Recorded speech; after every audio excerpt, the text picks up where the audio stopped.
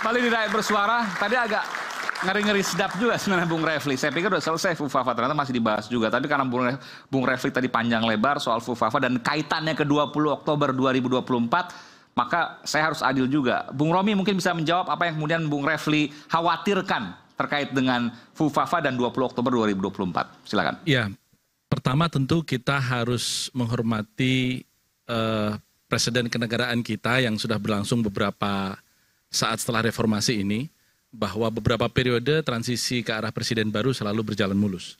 Setidaknya secara konstitusional. Dan itulah yang kita harapkan akan kita jalankan juga pada tanggal 20 Oktober nanti. Yang kedua, bahwa kemudian gagasan-gagasan presiden baru ini akan menjadi nyata pada saat beliau menjabat, itu pun juga harus kita dukung. Kenapa? Karena kalau belum bekerja saja kita sudah pesimis, bagaimana kita bisa memberikan kesempatan kepada presiden untuk bekerja? Oke. Dan ini saya kira fair, karena presiden baru adalah harapan baru. Jadi nggak ada yang salah dengan itu ya? Tidak ada yang salah dengan itu. Kalau Bung Refli tadi bilang, ya yang dulu-dulu juga awalnya senang-senang semua, optimis semua, tapi akhirnya kecewa. Kalau Pak Prabowo beda atau gimana nih? Sama saja sebenarnya soal mekanisme rotasi kita suka dan tidak suka. Karena itu selera. Dan selera itu kan betul-betul tidak abadi. Dia kan akan berkembang dengan berkembangnya waktu. Kita tahu persis di dalam Islam misalnya, kekuasaan itu kan dipergilirkan. Watilkal ayyamu nudawiluha bainan nas. Jadi kekuasaan itu dipergilirkan. Hari ini Pak Jokowi akan berakhir dan Pak Prabowo akan datang. Mari kita sambut ini dengan optimisme. Kenapa? Karena pekerjaan rumah kita untuk ke depan membuat bangsa ini naik di antara bangsa-bangsa dengan segudang persoalan yang tadi sudah disampaikan berkali-kali oleh Pak Said Didu, itu begitu besar. Jadi kalau energi kita 10 tahun kemarin itu habis dengan konflik horizontal antara buzzer dengan para influencer, dengan antara buzzer dengan para public figure begitu ya. Mari itu kita sudahi dan kita sampaikan itu kepada Pak Prabowo. Sepemahaman saya, karena 2014 lalu saya juga menjadi salah satu wakil ketua tim kampanye nasional Prabowo. Pak Prabowo itu orang yang apa adanya, bukan orang yang suka dengan aneka citra. Jadi kalau suka dengan saya, pilihlah. Kalau tidak suka, ya sudah, Anda punya pilihan. Karena saat itu saya pun pernah memberi saran beliau, masih ingat betul 2014, Pak Jokowi dengan Pak JK itu kendaraan dinas kampanyenya itu adalah, boleh nyebut merek nggak ini? Silakan. Toyota Innova. Ya. Yang tentu kita tahu persis kelasnya Pak Jokowi dan Pak JK bisa membeli mobil jauh lebih mahal daripada itu. Nah saya waktu itu memberi saran kepada Pak Prabowo, saya ingat betul di Ponorogo 43, hanya berdua dengan beliau, menyampaikan bahwa kita tim waktu itu 2 minggu sekali mengadakan survei tentang aspek-aspek kepemimpinan. Ada 17 aspek kepemimpinan, melalui intelektualitas, pengalaman, keluarga, kepandaian, dan seterusnya, orasi, dan seterusnya. Itu semua aspek kepemimpinan Pak Prabowo unggul dibanding Pak Jokowi tahun 2014. Hanya satu saja beliau kalah, yaitu kemerakyatan. Tetapi ternyata di tahun 2014 itu, bobot merakyat itu luar biasa tingginya. Sehingga itu menjatuhkan skor Pak Prabowo. Jadi Pak Prabowo waktu itu tetap pakai mobilnya. Ya, saya sarankan waktu itu, saya sampaikan Pak, izin Pak, ini dari tim survei dan saya waktu itu ketua tim divisi strategi, menyarankan kepada Pak atas masukan teman-teman agar mengubah mobil Pak. Oh ya. Apa yang diusulkan itu Mas Romi? Saya minta mobilnya sama, bahkan lebih rendah lagi, yaitu Avanza. Saya waktu itu, betul, itu saya sampaikan waktu itu. Pak Prabowo ngomong apa waktu itu? Mobilnya kan Lexus Pak Prabowo waktu itu. Iya. Lexus putih kita tahu persis kan. Oke. Nah, kemudian saya sampaikan itu, Pak Prabowo mengatakan, enggak. Kenapa Pak? Itu kan menipu rakyat. Pak, rakyat kita memang suka show off. Politik itu adalah panggung. Dan di panggung ini mereka menilai. Enggak, saya enggak mau. Kalau mereka suka, pilih saya. Kalau mereka enggak suka, silahkan mereka nggak pilih saya. Pak Prabowo mengatakan. Itu Pak Prabowo mengatakan. 2014. Artinya apa? Beliau ini bukan orang yang termehek-mehek dengan aneka citra. Dan beliau pada usia yang hari ini sudah sangat senior, dilantik, saya kira tidak dalam posisi ingin meninggalkan legacy apapun kecuali berbuat yang terbaik untuk bangsa ini. Dari kawan-kawan yang ya dalam tanda petik ada calon besok masuk kabinet dan seterusnya yang saya masih komunikasi sampai saat ini. Sampai beberapa hari yang lalu begitu. Sangat terpotret karena beliau-beliau itu sudah diajak secara serius oleh Pak Prabowo untuk mengikuti transisi ini dengan mendengarkan aneka paparan dan mencari bagaimana menambah pendapatan dan seterusnya. Tergambar bahwa Pak Prabowo mengatakan saya tidak ada lain kecuali bagaimana saya menghabiskan harta keluarga saya untuk Republik ini dan melihat Indonesia ini maju. Kapan Pak Prabowo ngomong itu? Berkali-kali. Sampai hari ini? Iya, sampai hari ini. Sampai beberapa hari yang lalu saya ketemu dengan orang yang insya Allah akan menjadi anggota kabinet ini. Artinya apa? Kita tahu persis jejak Pak Prabowo bukan dari 2009 saja. Karena 2004 beliau sudah maju di konvensi Partai Golkar. Betul. Dan kalah juga waktu itu dengan Pak Wiranto. Dan iklan yang tahun 2004, sampai hari ini saya masih terngiang-ngiang. Indonesia dulu adalah macan Asia. Nah itu. Dan itu masih menjadi cita-cita Pak Prabowo hari ini. Nah saya berharap, tentu harapan yang besar ini kita dukung bersama, bahwa memang keinginan untuk mengangkat Indonesia, hari ini kita negara dengan penduduk keempat terbesar di dunia, tetapi ekonomi kita ke-16 terbesar dunia. Artinya, kita masih harus melompat 12 tingkat, agar kita bisa disebut sebagai negara maju. Tanda-tanda perlambatan ada, maka kita sama-sama bergandengan tangan untuk membawa bangsa ini maju ke depan. Kondisi baik. Kondisi memang mungkin tidak baik-baik saja. Faktanya jelas ya, hari ini deflasi berturut-turut, lalu kemudian juga kelas menengah yang kabarnya makan tabungan dan lain sebagainya, ada turun kelas dan sebagainya. Tapi tadi saya tertarik dengan apa yang disampaikan oleh Bung Romi. Bagaimanapun juga Presiden dan Wapres adalah duit tunggal. Betul ya? Kalau tadi Bung Refil mengatakan bahwa ini bisa lo di-impeach karena fufafa.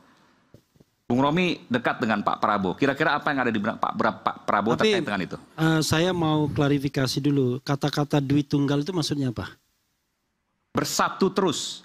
Karena dipilih oleh rakyat berdua, maka harus juga berakhir dengan berdua. Betul nggak? Belum tentu. Belum tentu. Itu versinya Bung Refli. Bukan versi, ini hukum tata negara, bukan versi. Itu duit tunggal politik. Duit tunggal politik, oke. Jadi secara hukum tata negara itu ya, Presiden bisa di-impeach sendirian. Lalu digantikan oleh wakil presiden sampai habis masa jabatannya. Bisa juga wakil presidennya toh di-impeach. Pelantikan juga begitu. Jadi kita ini walaupun paket ya. Walaupun dipilih rakyat duanya, ya, tapi bisa jadi terpisah. Responsibility-nya, pertanggungjawabannya sendiri-sendiri. Dan makanya disumpahnya kan sendiri-sendiri. Ada sumpah presiden, ada sumpah wakil presiden. Memang beda sama Filipina. Filipina itu beda benar pemilihannya. Pemilihan presiden sendiri, wakil presiden sendiri. Tetapi dalam hal pertanggungjawaban, walaupun pemilihan kita sama, itu beda. Jadi tidak mesti kalau misalnya di-impeach Gibran, lalu kemudian Prabowo ikut-ikutan. Enggak begitu. Itu individual responsibility. Secara hukum positif tata negara betul demikian. Tapi secara politik dan juga secara batin tentu berbeda ketika kita bicara soal individu. Silakan. Pak Prabowo itu kalau kita lihat, memaafkan Pak Jokowi saja bisa, bahkan bergabung. Ya setelah betapa serangan pada tahun 2019, karena saya juga berada di tim inti Pak Jokowi pada waktu itu, luar biasa kepada Pak Prabowo. Kita ingat pada waktu debat. Sorry Bung Romi, Pak Prabowo memaafkan Jokowi atau Jokowi yang memaafkan Pak Prabowo? Mana sebetulnya yang terjadi? Saya kira yang ada saling memaafkan. Karena kalau Pak Jokowi tidak memaafkan, dia tidak akan menggandeng Pak Prabowo. Sebaliknya kalau Pak Prabowo tidak memaafkan, dia tidak akan mau bergabung. Dan apa yang ini saya nyentil sedikit. Apa hebatnya orang yang bergabung dengan pemerintahan? Itu kan sama-sama mendapatkan kenikmatan. Yang hebat itu kalau tetap stay di oposisi. Jadi kalau misalnya Anda nih ya, mau stay di oposisi, itu baru saya hargai. Kalau cuma melipir pemerintahan tuh semua orang mau suka. Ya kan? Nggak ada orang yang tidak suka dengan kekuasaan. Tetapi masalahnya adalah kita secara sadar harus ada yang mampu dan mau berani berada di luar kekuasaan. Karena itulah demokrasi bisa berjalan. Nah sekarang kita ini kan digiring. Kayak sekawanan bebek, sekawanan angsa. Nih datanglah kepada tuanmu. Karena tuanmu akan baik wajahnya. Padahal zaman the founding parents kita, Supomo, kemudian Hatta, Yamin, sudah mengingatkan. Ketika membuat konstitusi kita, Supomo dan Soekarno optimis banget. Katanya kita ini membuat negara di mana kita sistemnya kekeluargaan. Tidak mungkin seorang bapak itu akan mencidrai, memakan anaknya sendiri. kata Hatta, iya, saya tahu itu. Tapi Hatta yang biasa hidup di Eropa, dia tahu. Tapi bukan tidak mungkin kekuasaan itu kalau tidak dikontrol, tidak dibatasi, dia justru akan memakan anak-anaknya sendiri. Kan itu kan sudah tragedi hidup berbangsa dan bernegara tidak hanya di Indonesia, tapi di luar negeri. Tetapi saya tidak menyalahkan kalau Bung Romi optimis. Kan itu kan soal pendekatan. Ini kayak kita lihat gadis, ya kan? Mana yang pendekatannya optimis, pesimis, sama substansinya.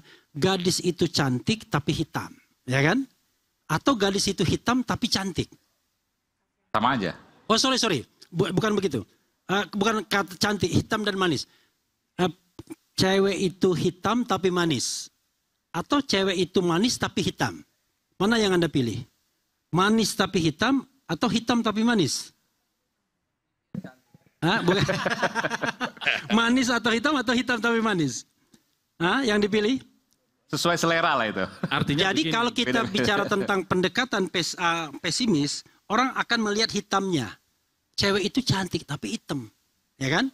Jadi hitamnya yang dia take into account, ya kan? Yang dia pertimbangkan. Tapi kalau dia optimis, dia mengatakan cewek itu hitam tapi manis. Manisnya yang dia ingat. Nah, ini soal approach, pendekatan. Substansinya sama.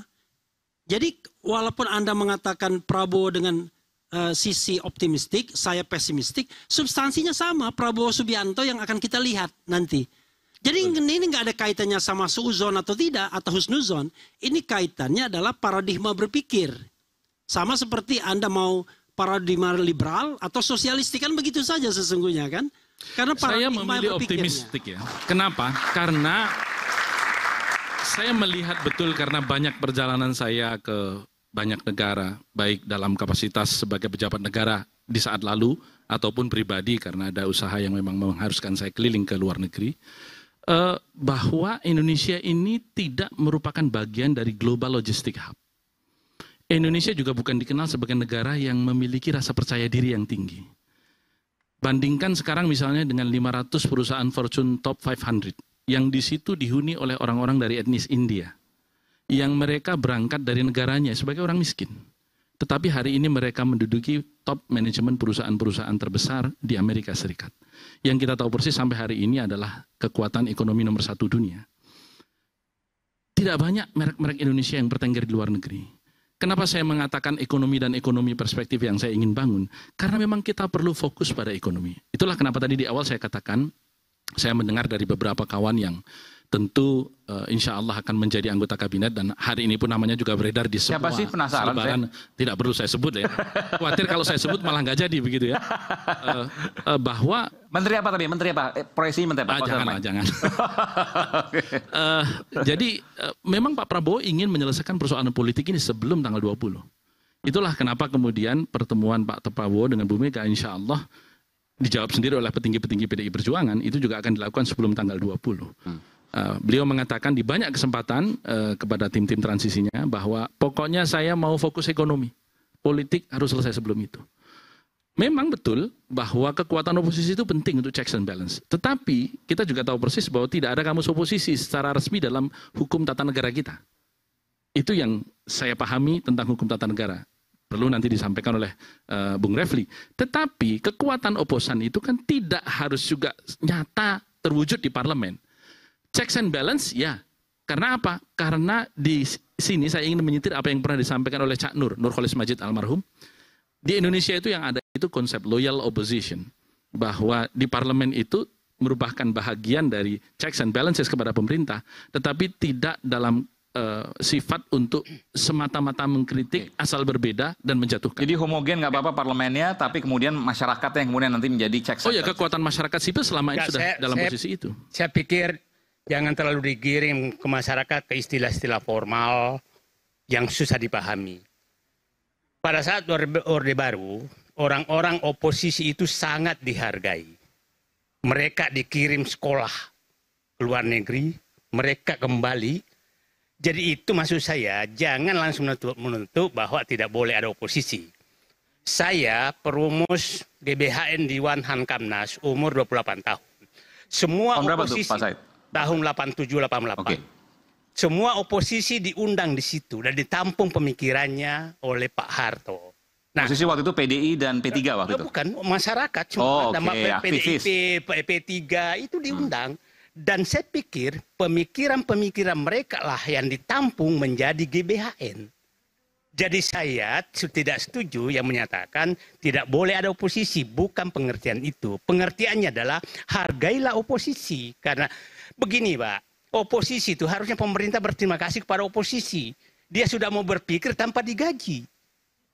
Daripada anggota DPR minta 50 juta per bulan, belum tentu berpikir. Dan hidupnya pasti susah. Tapi nah, orang-orang oposisi ini hargailah mereka, jangan dimusuhi. Jadi maksud saya beginilah. Saya yakin Pak Prabowo ada di pikiran itu.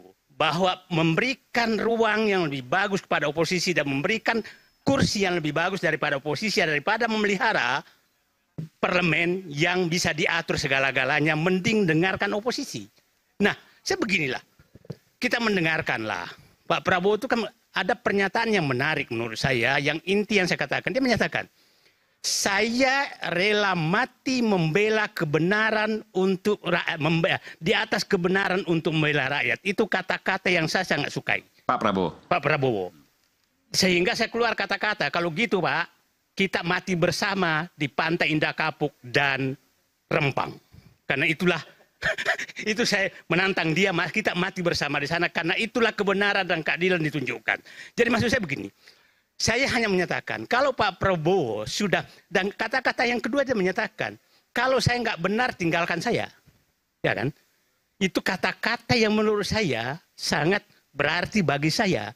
Nah, saya hanya menyatakan bahwa kalau saya itu punya pengalaman dengan Pak Prabowo menilai nasionalisme dia, patriotisme dia, kerakyatan dia, rasa keadilan dia, dan rasa sosial dia. Waktu dia membeli Kiani Kertas, itu saya pelakunya. Maksudnya? Saya pada saat itu Sesmen BUMN dan beliau datang Nelu menyatakan ada yang mau beli Kiani Kertas. Saya katakan siapa yang mau beli? Ini kan barang rugi. Dia bilang Pak Prabowo. Saya tanya, kenapa Bapak mau beli? Ini demi jangan sampai jatuh ke asing. Nah, dan dipakai oleh asing. Jadi maksud saya hanya bermimpi, bukan optimis, bukan apa. Saya menaruh harapan, Pak Prabowo jadilah diri Anda sendiri yang memiliki patriotisme, nasionalisme, rasa keadilan, cinta rakyat, dan rasa sosial yang tinggi. Tinggalkan virus-virus Mulyono. Dan contohlah Habibie pada saat mengambil alih dari Pak Harto, dia berani mengambil keputusan yang berbeda dengan Pak Harto demi menyelamatkan bangsa dan negaranya. Dan Pak Harto adalah Pak Habibie adalah muridnya Pak Harto. Dan jauh lebih tinggi kadar muridnya Pak Habibie ke Pak Harto daripada kadar muridnya Prabowo ke Jokowi. Jadi maksud saya, nah udahlah. Negara ini lagi susah banyak hal, maka dibutuhkan pemimpin yang menurut saya tirulah sedikit cara Habibie, berani menjadi dirinya sendiri, kembali ke karakter dirinya, dan Habibie menyelesaikan masalah bangsa. Mudah-mudahan Pak Prabowo bisa melakukan itu. Itu Pak Said Didu, itu yang kita ingatkan terus bersama-sama. Saya hari ini, tadi Bang Aiman nanya seperti ini, hari ini saya bawa buku yang sangat elegan menurut saya, yang ditulis oleh Pak Prabowo tentang paradoks Indonesia, pandangan strategis beliau. Dan hari ini saya bawakan juga untuk semua pembicara, untuk Pak Aiman juga, dan saya hadiahkan untuk semua mahasiswa yang hadir hari ini. Luar biasa. Banyak loh, Beh. Banyak nih. Saya bagikan semua hari ini biar teman-teman tahu gitu loh. Saya cuma mau meluruskan dan sekaligus menyetujui apa yang Pak Said Didu katakan. Biarlah beliau menjadi diri beliau sendiri dan kita kawal itu. Dan ini tercermin bahkan di edisi yang terbaru di 2022 Paradoks Indonesia dan Solusinya. Teman-teman sekalian mahasiswa dan para pembicara juga Bang Aiman akan melihat betul sosok pribadi beliau yang sesungguhnya. Silahkan dinikmati buku ini setelah pesan-pesan berikut ini.